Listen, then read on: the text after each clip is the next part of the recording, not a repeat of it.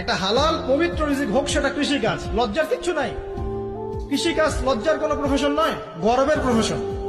কারণ আল্লাহ পাক বহু নবীকে রাখালি করিয়েছেন, পশুপালন করিয়েছেন। জানেন, মুসা আলাইহিস সালামকে আল্লাহ পাক পশুপালন করিয়েছেন 8 বছর 10 বছর।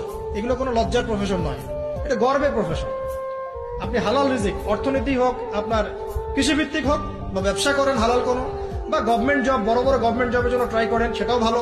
যদি না পান, বেসরকারি জব পান, আলহামদুলিল্লাহ। খেয়াল রাখবেন, জব করতে গিয়ে, ব্যবসা করতে গিয়ে এবং রিজিকের সন্ধান করতে গিয়ে আপনার নামাজ যেন ছুটে না যায়, আপনার রিজিকে হারাম যেন ঢুকে না যায়, আপনাকে যেন সুদ খেতে না হয়, আপনাকে যেন ফ্রি মিক্সিং এ যেতে না হয়। এগুলো খেয়াল রাখেন।